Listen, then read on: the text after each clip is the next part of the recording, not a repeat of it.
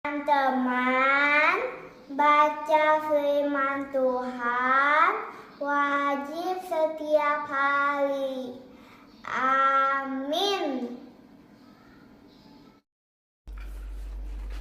Salam, selamat pagi dan selamat berjumpa kembali di channel TVKK Jupiter Tinambunan. Firman Tuhan pada hari ini di hari yang ke-73 adalah diambil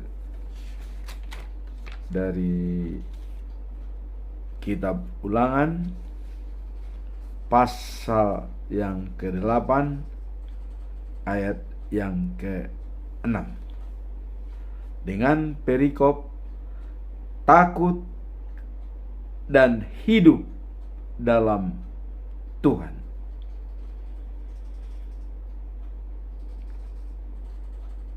Apa nats daripada ayat yang ke-6? Saya tetap mengambil dari 3 versi bahasa. Bahasa Indonesia sehari-hari, dan bahasa Batak Toba Siganupari. Demikian firman Tuhan. Oleh sebab itu, haruslah engkau berpegang pada perintah Tuhan Allahmu dengan hidup menurut jalan yang ditunjukkannya, dan dengan takut akan Dia. Bahasa Indonesia sehari-hari dikatakan demikian. Jadi, lakukanlah segala yang diperintahkan Tuhan Allahmu. Hiduplah menurut hukum-hukumnya dan hormatilah Dia. Bahasa Batak Toba Siganupari didok songonon. Alani i ulahon ma songon na pinaretahon ni Jehovah Tuhamu. Ima mangolu mahamu khobartu pati nai jala habiari ibana. Itulah firman Tuhan pada hari ini. Sekarang kita masuk dalam pedoman kita dalam bulan Maret yang sudah ditetapkan dalam Almanak HKBP sebagai fondasional prinsip bagi kita dalam 1 bulan. Dengan topik sebagai berikut. Menyebarkan cahaya kemuliaan Tuhan dan menyaksikan kemurahannya melalui iman dan pertobatan. Itulah topik dalam bulan Maret 2025 ini. Topik tersebut dijabarkan di dalam Injil Matius pasal 5 ayat yang ke-16. Demikianlah hendaknya terangmu bercahaya di depan orang, supaya mereka melihat perbuatanmu yang baik dan memuliakan Bapamu yang di sorga. Jadilah role model atau teladan bagi semua orang. Sekarang kita masuk dalam perikop hari ini. Apa makna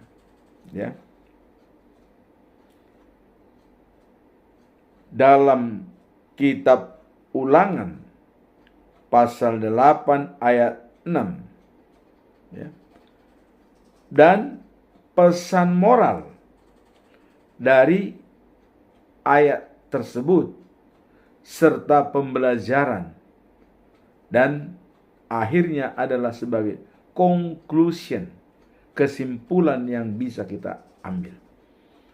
Mari kita lihat ya, makna daripada kitab tersebut, ayat tersebut adalah ya, Kitab Ulangan pasal 8 ayat 6 menekankan pentingnya untuk mematuhi perintah Tuhan sebagai ya respons terhadap kasih-Nya dan pemeliharaan yang telah diberikan kepada umat-Nya.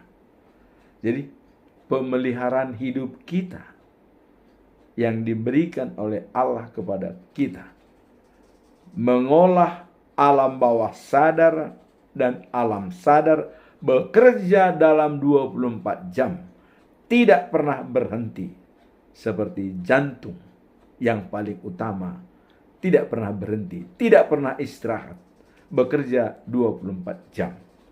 Nah, disinilah dikatakan takut dan hidup dalam Tuhan.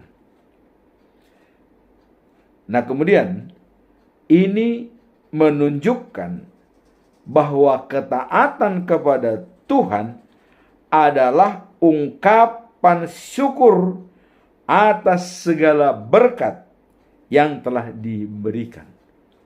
Jadi, ketaatan kita kepada Tuhan itu merupakan ungkapan syukur atas berkat yang diberikan. Apa berkat itu? Kita tahu, alam bawah sadar kita, alam sadar kita bekerja 24 jam digerakkan oleh Tuhan. Bagaimana ungkapan syukur kita terhadap pemeliharaan Tuhan tersebut kepada diri kita? Itulah makna daripada perikop ini. Ungkapan syukur atas berkat yang diberikan oleh Tuhan kepada kita. Apa pesan moralnya? Kita lihat. Pesan moral daripada ayat ini adalah bahwa dalam setiap aspek kehidupan, ya, termasuk dalam pekerjaan sehari-hari, dan terutama orang yang sudah usia lanjut, yang disebut sebagai freelancer, sudah bebas dari tugas-tugas pekerjaan. Ya. Nah, di sini dikatakan kita diajak untuk senantiasa setiap respons, setiap stimulus kita respon dengan baik. Ya. Nah, jadi seperti kedaulatan Tuhan dan memperlakukan setiap respon yang kita lakukan dalam hidup sebagai bentuk pujian kepadanya. Itulah pesan moralnya. Jadi kedaulatan Tuhan tersebut kita respon dengan proaktif, dengan baik, ya, dalam menjalani kehidupan kita sebagai bentuk ungkapan syukur dan pujian kepadanya. Itulah pesan moral daripada perikop ini. Bagaimana pembelajaran daripada perikop ini? Mari kita lihat. Ya. Pertama, mengingat kedaulatan Tuhan dengan respon hidup kita sebagai bentuk pujian dan ketaatan kepada Tuhan. Bukan hanya ya kebahagiaan, bukan hanya sebagai tanggung jawab, tetapi juga merupakan cara untuk menunjukkan rasa syukur atas karunia dan anugerah dari Tuhan. Itulah pembelajaran pertama. Jadi dengan respon hidup kita sebagai bentuk pujian dan ketaatan kepada Tuhan, bukan hanya kewajiban, ya, bukan hanya kewajiban, tetapi juga merupakan cara untuk menunjukkan rasa syukur. Ya. Jadi kalau dia katakan kewajiban sebagai bentuk pujian dengan respon yang baik, ya, ketaatan kepada Tuhan bukan hanya kewajiban, dan itu memang sudah harus, tapi bukan hanya kewajiban, tetapi juga merupakan cara untuk menunjukkan rasa syukur dan jelas, ya, mengucap syukur atas karunia dan anugerah dari Tuhan.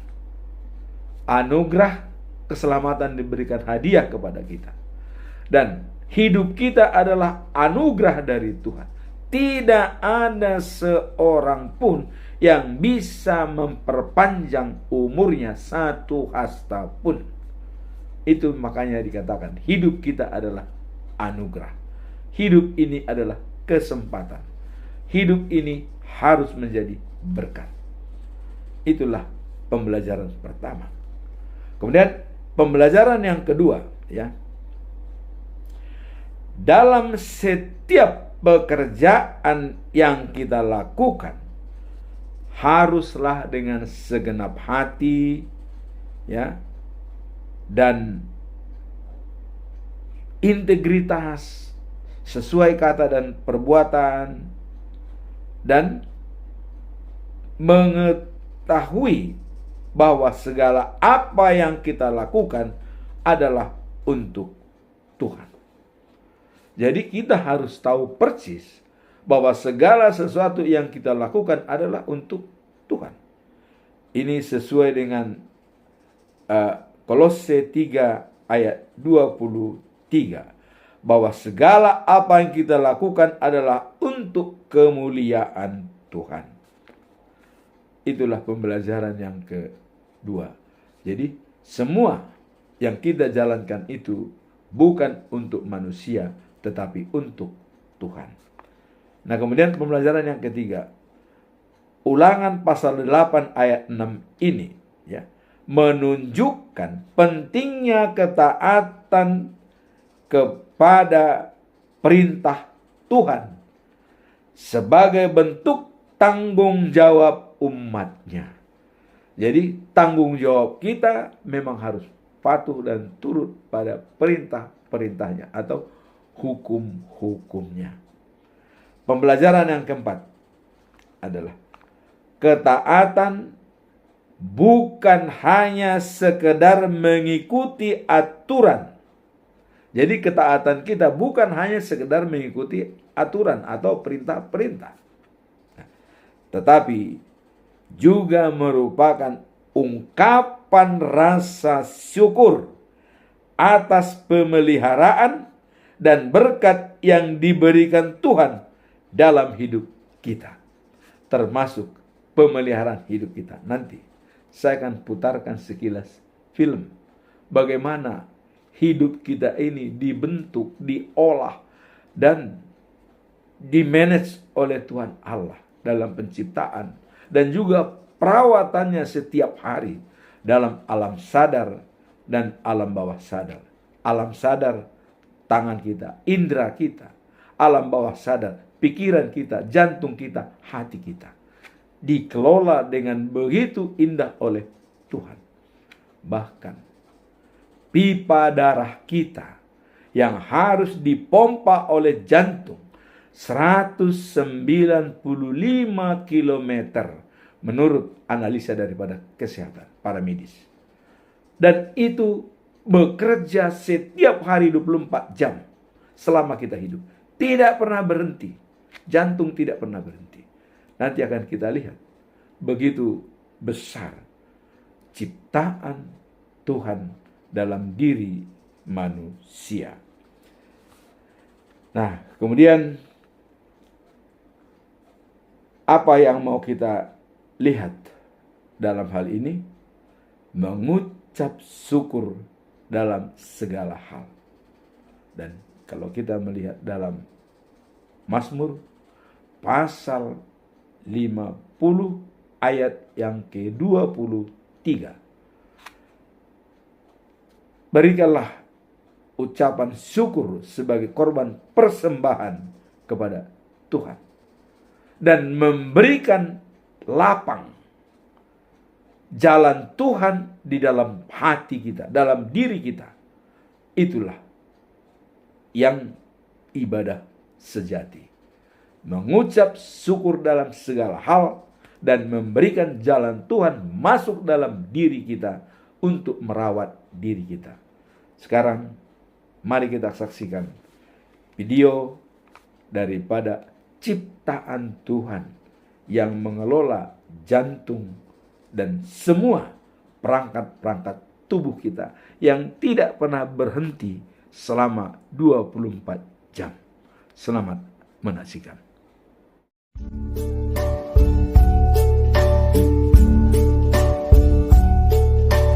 And now the end is near, and so I face the final curtain. My friends, I'll set it clear, I'll state my case, of which I'm certain. I've lived a life that's full, I'll travel each and every highway and more, much more than this I did it my way.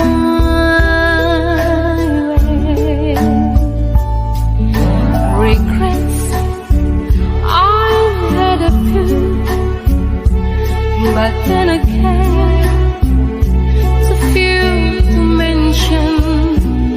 I did what I had to do and saw it through without exemption.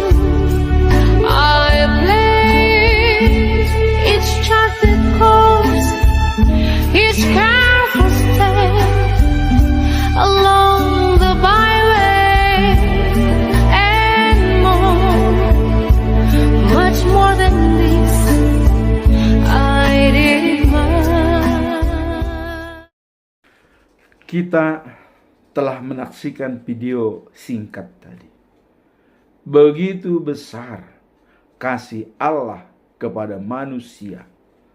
Dibentuknya semua tubuh itu adalah sempurna, bekerja masing-masing pada waktunya. Dan itulah digambarkan oleh Paulus sebagai tubuh manusia sama dengan tubuh Kristus, yaitu jemaat. Tidak ada di sana superhero, tidak ada inferior, tidak ada superior. Semua adalah merupakan konsepsi sistem super tim dalam menjalankan tugasnya. Tidak pernah jantung mengatakan saya lebih berhak, Anda tidak. Apabila saya berhenti, Anda semua mati. Tidak pernah dikatakan oleh jantung. Tidak pernah dikatakan oleh mulut, saya yang memasukkan makanan. Kalau tanpa saya, Anda tidak bisa. Tidak pernah dikatakan oleh mata, saya yang menuntun Anda untuk berjalan. Tanpa saya tidak. Dikatakan oleh telinga, kalau Anda tidak mendengar, bagaimana bisa menerima firman Tuhan? Tidak pernah seperti itu. Tapi mereka adalah konsepsi sistem. Saling mempengaruhi, saling membutuhkan, saling mendukung, dan saling berhubungan antara yang satu dengan yang lain. Jantung ke ginjal, pankreas, hati, dan juga pencernaan. Semua berhubungan, dikendalikan oleh otak, hubungannya dengan jantung. Pekerjaan otak dan jantunglah yang mengolah semua itu. Itulah hebatnya ciptaan Tuhan. Sekarang mari kita lihat apa kesimpulan kita dari perikop ayat hari ini. Sebagai conclusion, saya mengambil 3 pertanyaan.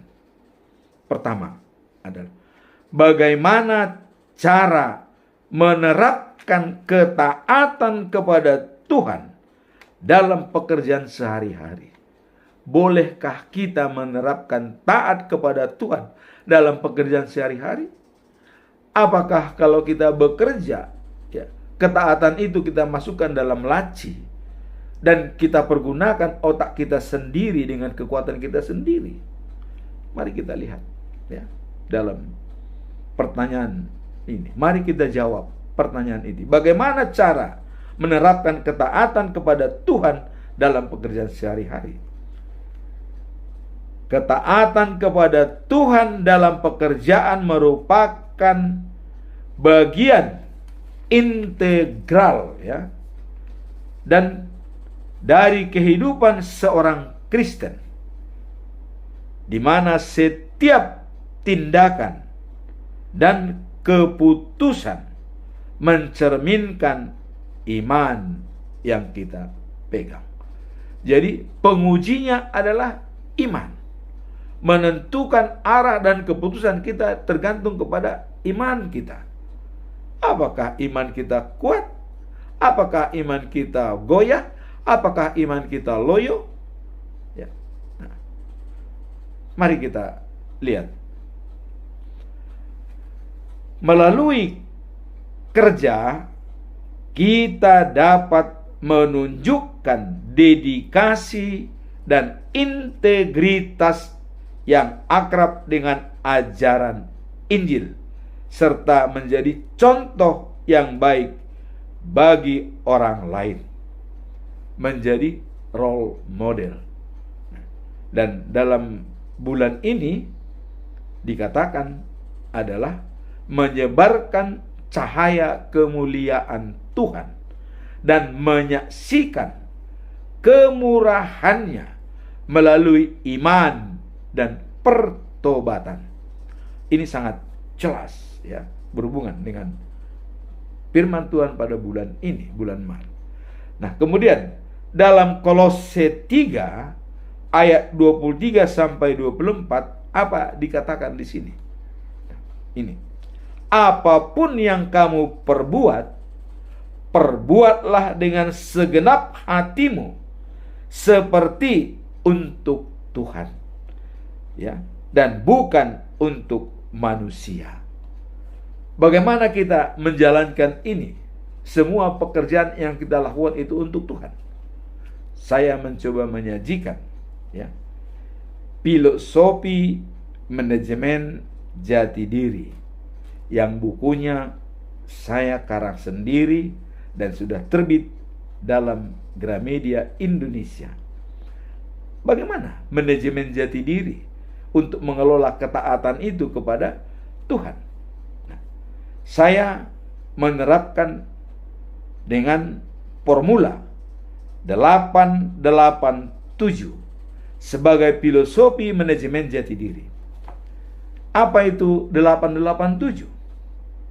8 pertama adalah langkah pada perilaku mutu, yaitu attitude, sikap dan perilaku kita dalam menghadapi tugas-tugas kita dalam bekerja setiap hari. Pertama adalah masalah adalah peluang, bukan tantangan, tapi itu peluang bagi kita. Maka kita harus membedakan antara persoalan dengan masalah, ya. Persoalan bisa berlaku bagi semua orang, tapi kalau sudah menyangkut masalah, itu menyangkut pada diri sendiri, ya. Nah, contoh, misalnya, ya, dalam perjalanan kita melihat ada orang tertabrak mobil. Itu adalah persoalan. Persoalan bagi semua orang yang datang ke sana. Tapi itu masalah bagi siapa?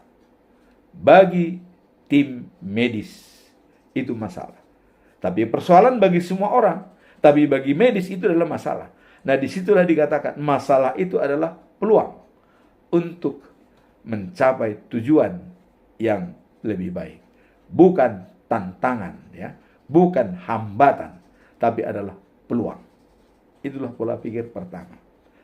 Yang kedua, bekerja adalah ibadah. Apa maksudnya kerja ibadah? Apakah kita bisa menjadi berkat bagi orang lain? Apakah kita bisa membantu orang lain dengan sungguh-sungguh? Itulah dikatakan kerja dengan ibadah. Kalau kita lihat dalam Amsal pasal 19 ya, ayat 17, membantu orang miskin sama dengan memberi pinjaman kepada Tuhan. Nah, jadi kalau pekerjaan kita ibadah, hubungannya dengan Tuhan. Maka tadi dikatakan dalam Kolose ya, 3 ayat 23 sampai 5, bekerja untuk Tuhan dan bukan untuk manusia. Bekerja sebagai ibadah. Nah, kemudian ada teamwork. Artinya bekerja sama. Teamwork. Tidak ada superhero. Tidak ada di sini dikatakan adalah ya superhero atau pahlawan. Tidak ada inferior yang merasa dia tahu segalanya. Tidak ada di sini adalah inferior, merasa rendah hati. Superior, merasa dia tahu seluruhnya. Tapi semuanya adalah merupakan super team. Teamwork. Bekerja sama. Sebagai konsepsi sistem, saling berhubungan dan saling menentukan.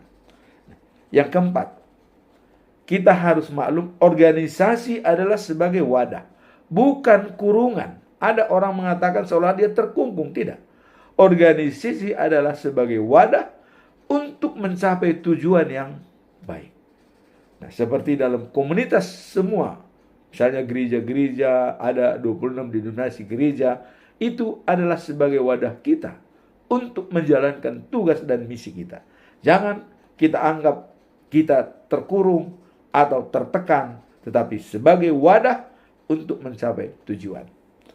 Nah, kemudian kelima, customer adalah sebagai mercusuar.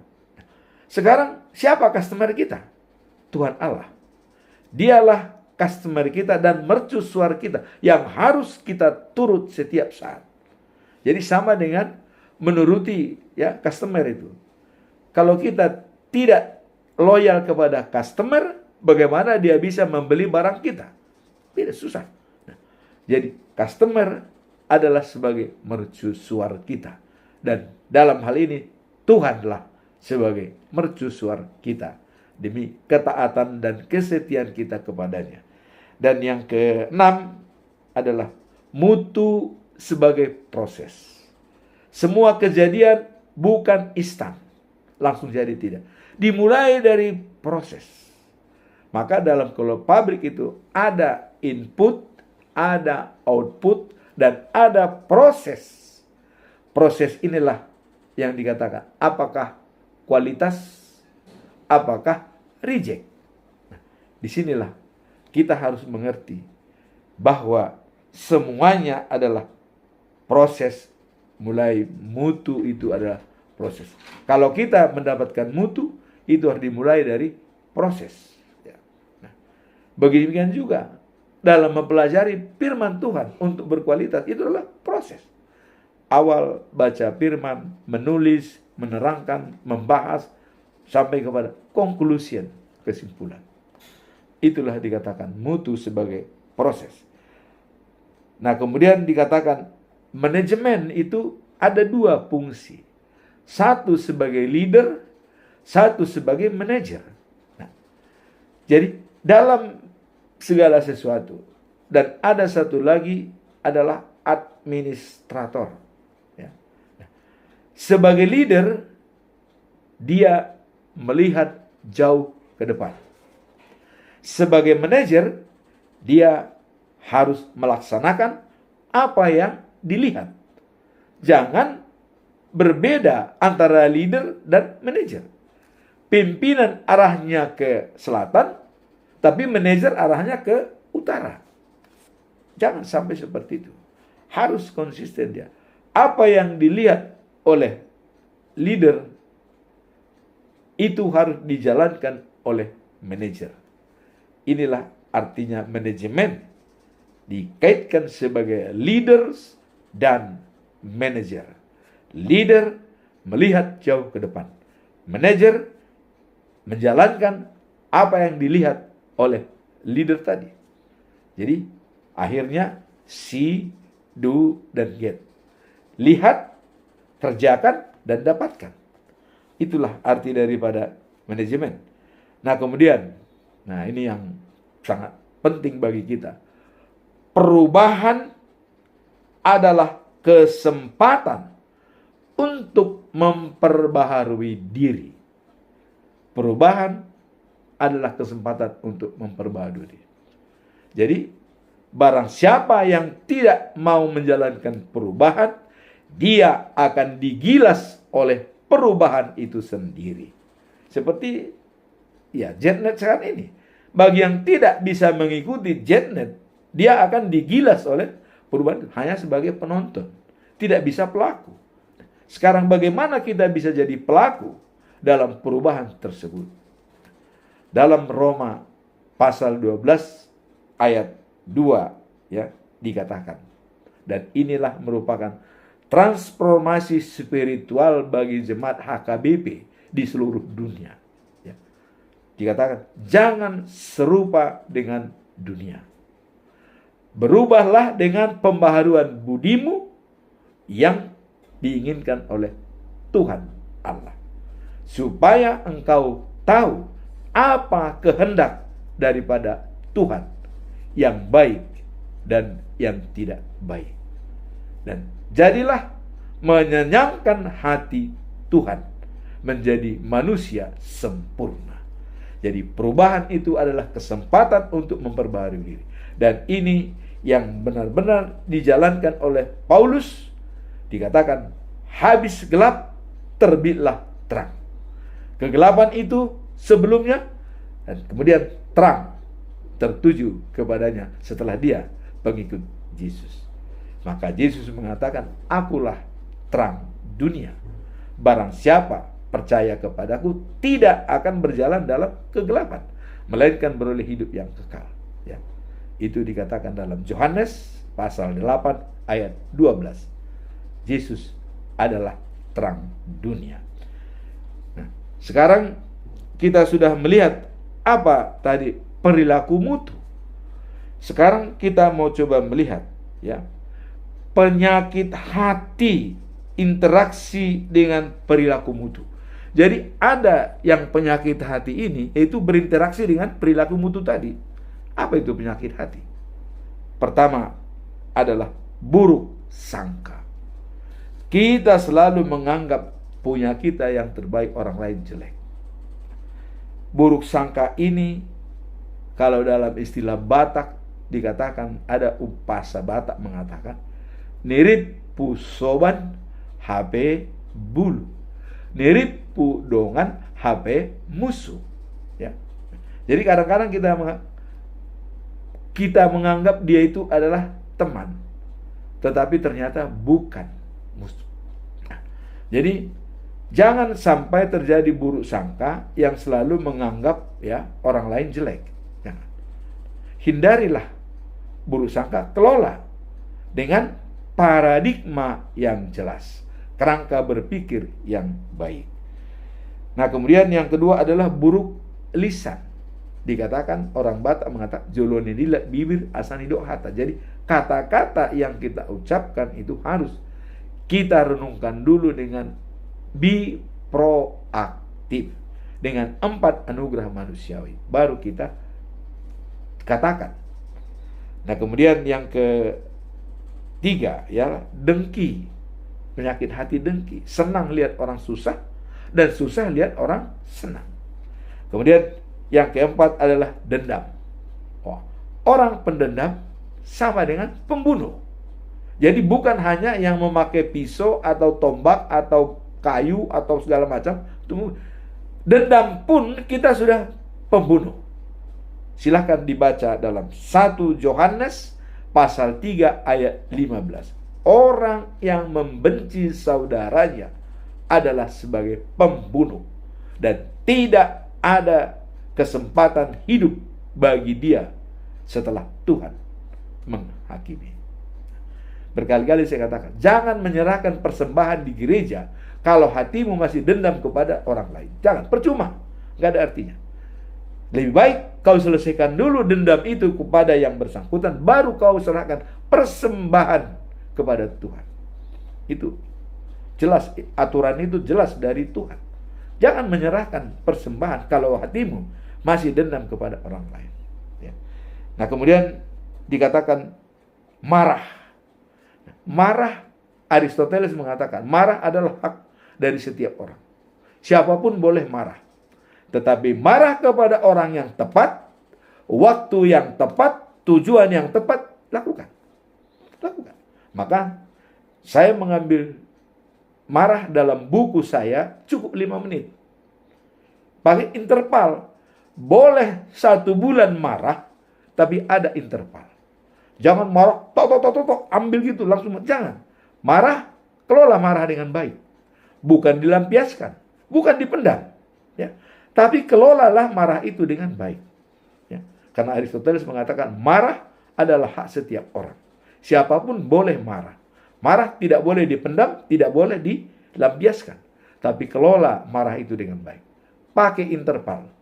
Kita harus merencanakan marah. Kalau marah, ini, stop. Marah lagi, stop. Cukup 5 menit kita marah. Habis itu berhenti. Ada interval. Itulah dikatakan mengelola amarah dengan baik. Jangan dipendam. Jangan dilampiaskan. Kelola dengan baik. Nah, kemudian mengguncing. Nah, ini kadang-kadang ibu-ibu sering mengguncing. Ngerumpi ya. Awalnya memang baik pembicaraan. Misalnya, nanti kita arisan ya. Itu aja cukup dia pulang. Tapi enggak. Dia ngalor ngidul, ngerumpi, akhirnya masuk dalam daerah terlarang. Apa daerah terlarang? Mula-mula pelan. Wah, iya ya. Si Anu, kok mereka punya barang banyak ya? Dari mana duitnya? Iya, memang saya dengar begini. Mulai masuk dalam daerah terlarang. Hati-hati. Jangan terlampau banyak ngerumpi. Karena kalau tidak ada lagi yang dibicarakan, dia pasti masuk dalam daerah terlarang. Mari, kita fokus apa yang mau kita sampaikan, habis itu kita pulang.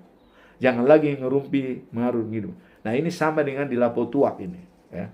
Teman-teman saya yang di kampung itu di Lapo Tuak. Pertama-tama mereka membicarakan masalah ya panen yang begini. Setelah itu masuk dalam daerah yang bukan wewenang dia. Ya Israel begini, Yahudi begini, perang begini, Donald Trump begini, paling hebat. Dibicarakan semua. Sementara dapurnya tidak ngebul. Begitu pulang tidak ada makanan. Inilah kesombongan dan kepura-puraan, tantangan besar. Menggunjing ya. Nah, kemudian yang ketujuh, serakah. Nah, serakah ini orang yang sudah tamak ini. Jadi kalau dalam Stephen Covey mencontohkan itulah asepso ya, yang ada seorang punya angsa tiap hari bertelur emas, dan dia punya paradigma, kalau angsa ini saya potong masih ada telur kecil-kecil di dalam, itu semua emas. Itulah pikiran paradigma yang tamak. Dia ingin kaya pada hari itu, semuanya ingin, semuanya diinginkan, sehingga sudah bertelur emas tiap hari ya produksi, tapi tidak di-manage produksi itu. Langsung angsanya dibunuh, dibuka dengan paradigma ada emas di dalam perutnya, ada kecil-kecil, ingin hidup hari ini semuanya, dibuka, apa yang terjadi? Tidak ada emas. Semua adalah daging.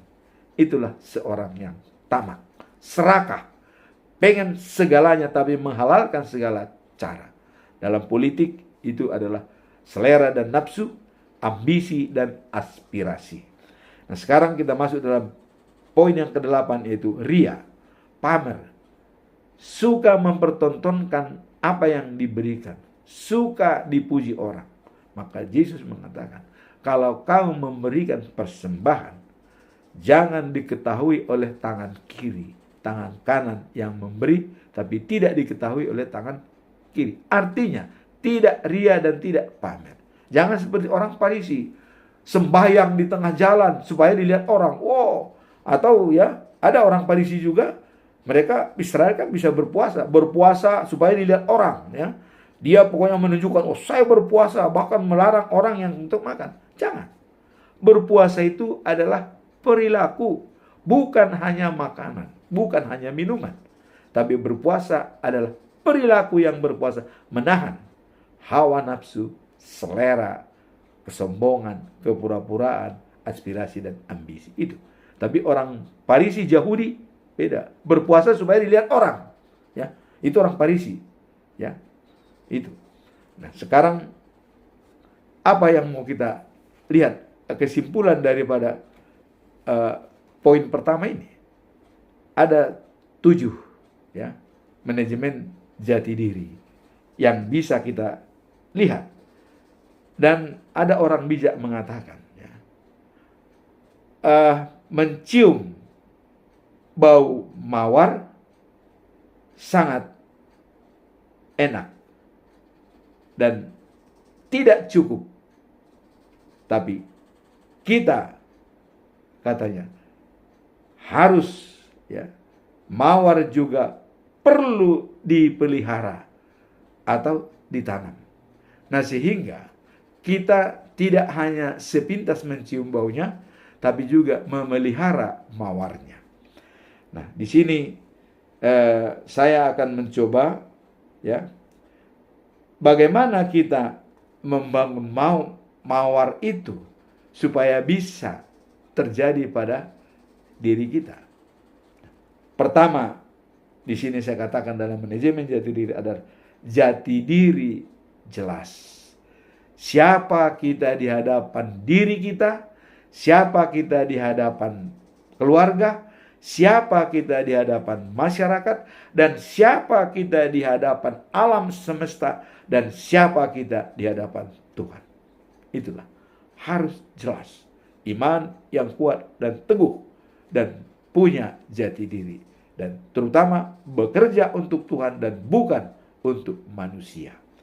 Yang kedua, semangat yang tinggi. Ini dimulai daripada proaktif, ya, mulai dengan tujuan akhir dan mendahulukan yang utama. Bagaimana kita proaktif?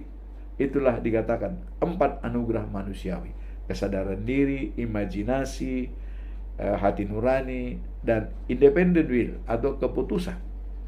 Nah, kemudian bagaimana kita untuk melihat tujuan akhir kita? Stephen Covey mengatakan dalam 7 Habits, begin the end in mind. Bekerja dengan tujuan akhir.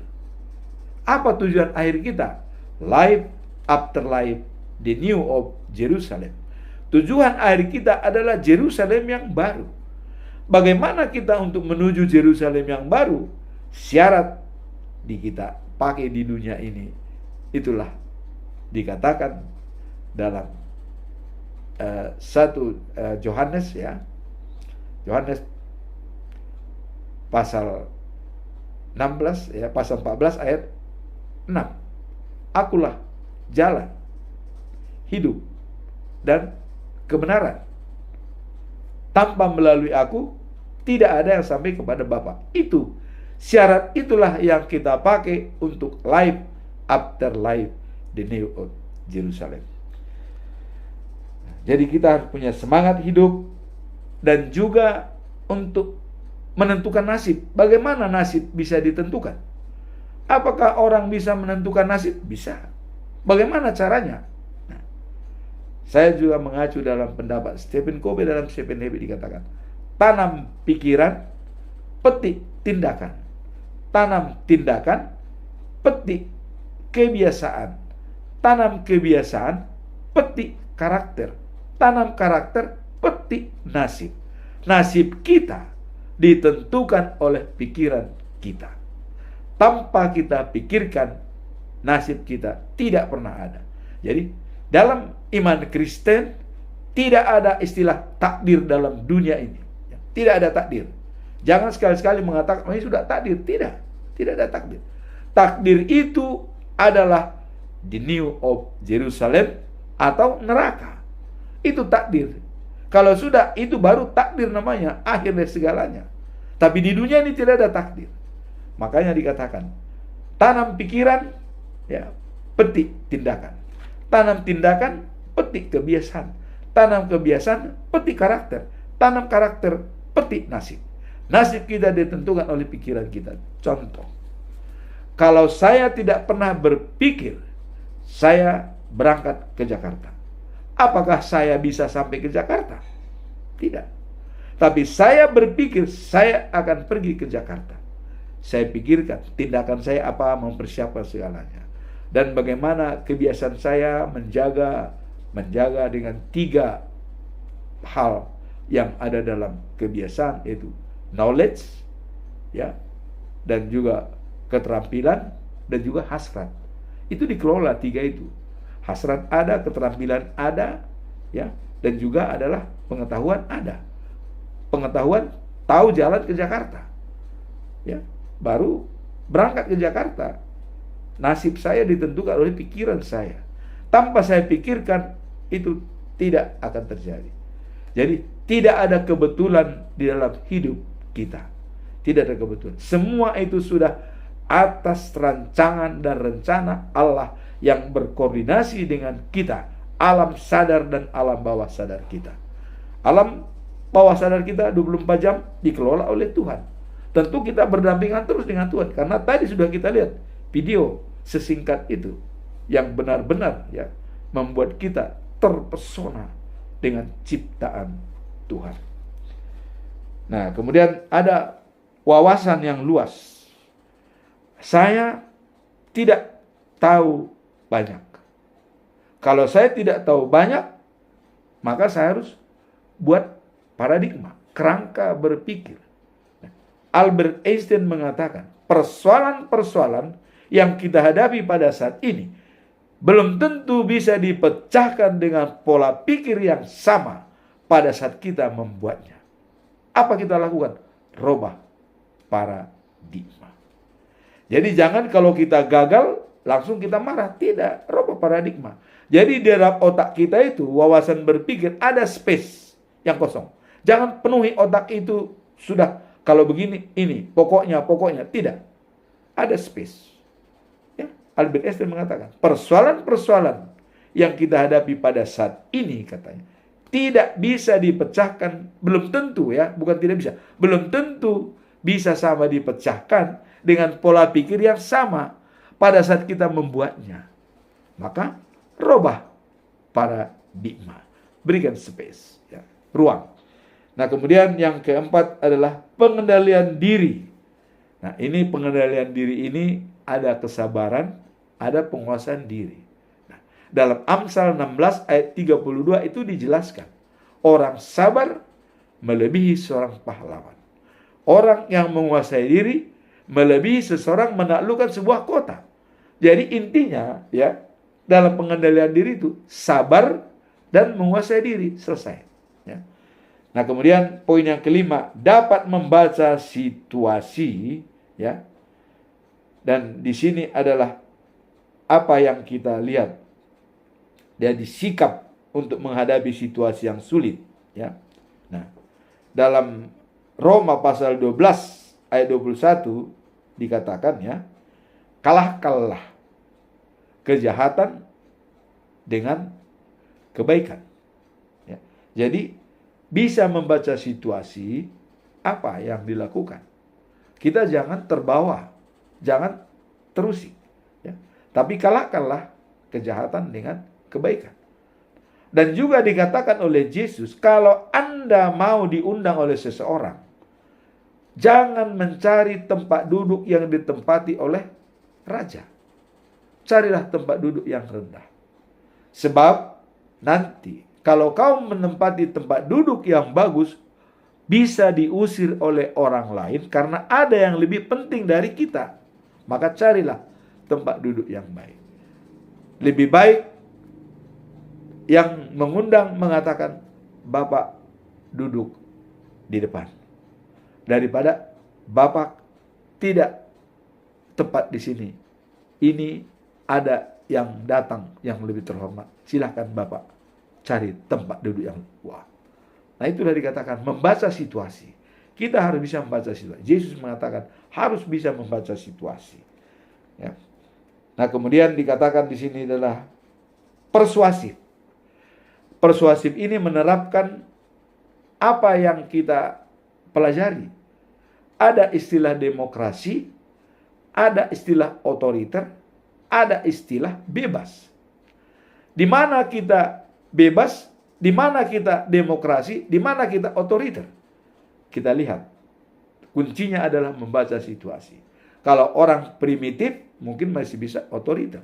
Tapi orang yang sudah punya demokrasi yang tinggi, di sini perlu bebas. Ya. Dan ada orang memang mengutamakan demokrasi, ya, tidak mau bebas, tidak mau otoriter, ada. Semuanya itu adalah persuasif, sesuaikan dengan kebutuhan. Nah, kemudian yang ketujuh adalah solidaritas yang tinggi. Nah, bagaimana solidaritas yang tinggi ini? Kita mengacu kepada Amsal pasal 19 ayat 17. Dikatakan, membantu orang miskin sama dengan memberikan pinjaman kepada Allah. Nanti akan dibalaskan.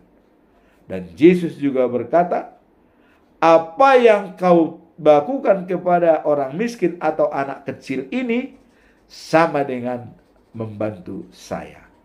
Inilah dasar daripada solidaritas yang tinggi. Itulah manajemen jati diri dalam hidup kita. Sekarang kita masuk dalam pertanyaan nomor 2. Ya. Apa yang bisa dilakukan untuk meningkatkan, ya, rasa syukur dalam hidup meskipun menghadapi tantangan? Bagaimana kita bisa mengucap syukur tapi menghadapi tantangan? Ini dikatakan bahwa rasa syukur dalam hidup meskipun di tengah berbagai tantangan merupakan nilai penting dalam kehidupan Kristen. Ini tantangan. Saya sudah berumur, ya, 70 tahun. Sudah saatnya harus berfokus pada berkat yang masih ada dan mengenali Tuhan dalam setiap aspek kehidupan. Terutama kita berusia yang lanjut. Sudah ditinggalkan orang, ditinggalkan teman, ditinggalkan saudara. Dan hiburan kita adalah berhubungan dengan Tuhan.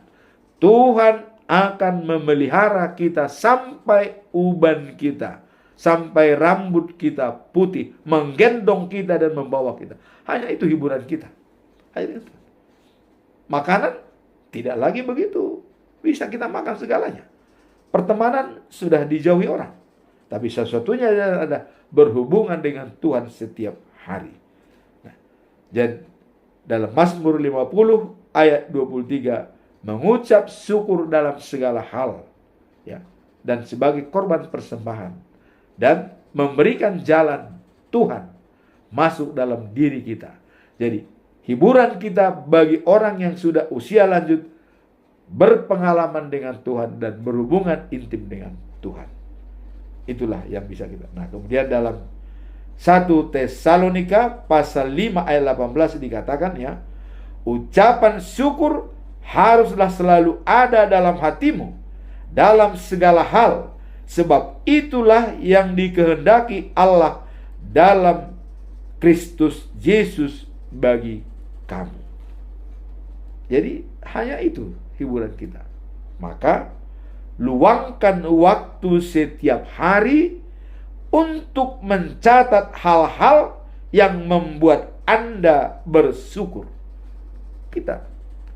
Kalau kita tadi melihat film tadi, kalau ada orang yang tidak bersyukur atas hidupnya, keterlaluan. Film yang kita putar tadi, ya.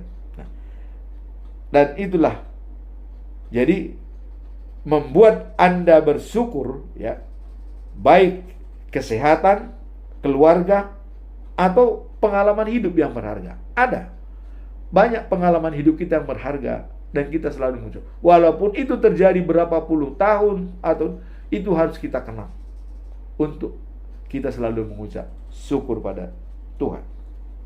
Nah, kemudian dikatakan bahwa ya,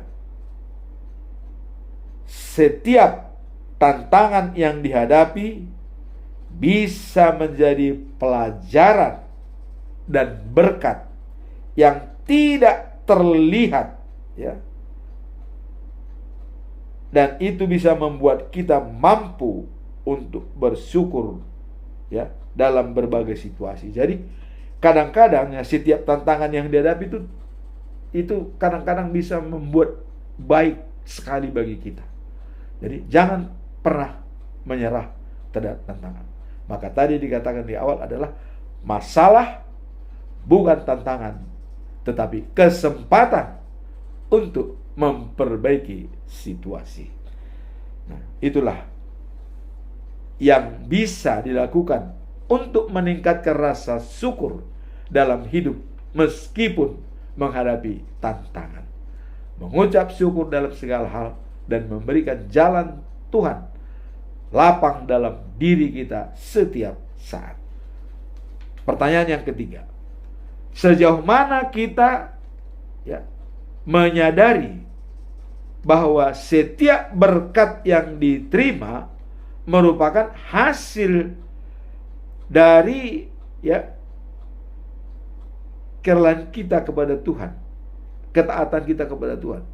Nah, artinya sejauh mana kita menyadari bahwa setiap hasil yang diterima merupakan hasil dari ketaatan kita kepada Tuhan. Apakah kita tahu hasil yang kita terima karena kita taat kepada Tuhan, atau hanya karena usaha diri sendiri, bukan melibatkan Tuhan, atau hanya karena pemberian orang lain? Mari kita coba analisa, ya.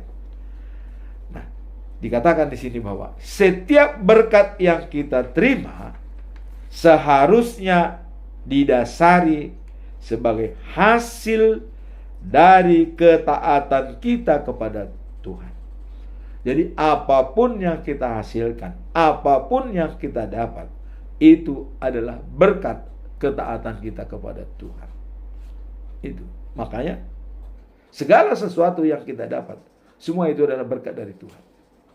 Kesehatan, kekayaan, kebahagiaan, ya, kemuliaan, itu semua dari Tuhan. Akibat ketaatan kita. Kemudian dikatakan dalam 1 Samuel pasal 15 ayat 22. Dikatakan begini. Apakah yang lebih baik bagi Tuhan? Korban bakaran dan korban sembelihan, atau ketaatan terhadap firman-Nya? Ini dikatakan.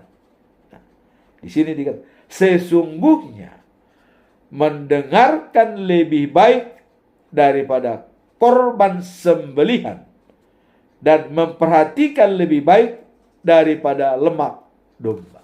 Jadi mendengarkan firman Tuhan dan memperhatikan firman Tuhan dan merenungkannya itu lebih baik daripada kita memberikan korban bakaran dan persembahan. Jadi kuncinya adalah fokus kita menjalankan karakter Tuhan. Itulah yang utama. Nah, kemudian seperti mengatakan pada abad habit kelima, ya. Jadi dalam 7 habit itu, dalam habit kelima dikatakan itu, ya, mengerti lebih dulu baru dimengerti orang lain. Jadi kita harus tahu lebih dulu baru orang lain bisa tahu siapa kita. Nah, di sini tadi katakan mendengar dan memperhatikan. Kalau dalam istilah mendengar, ya, adalah mendengar 2 kali, berbicara 1 kali. Mendengar untuk memahami, berbicara untuk dipahami. Sekarang kalau kita berbicara, apakah orang lain paham? Atau kalau kita mendengar, apakah kita paham? Nah, di sini tadi 2, mendengarkan firman Tuhan dan memperhatikan dalam diri kita. Itu lebih baik daripada korban bakaran. Nah, kemudian di dalam 7 habit ada istilah habit yang ketiga, yaitu put the first thing first. dahulukan yang utama. Bagaimana kita menyikapi untuk mendahulukan utama dalam hidup kita? Tadi saya katakan, tujuan akhir hidup kita adalah life after life, the New of Jerusalem. Hidup setelah kehidupan saat ini di Yerusalem yang baru. Itulah pedoman hidup kita. Itulah jawaban daripada sejauh mana kita menyadari bahwa setiap berkat yang diterima atas ketaatan kita kepada Tuhan, kita mengutamakan firman Tuhan dan memeliharanya dan mendengar daripada korban bakaran. Itulah firman Tuhan pada hari ini.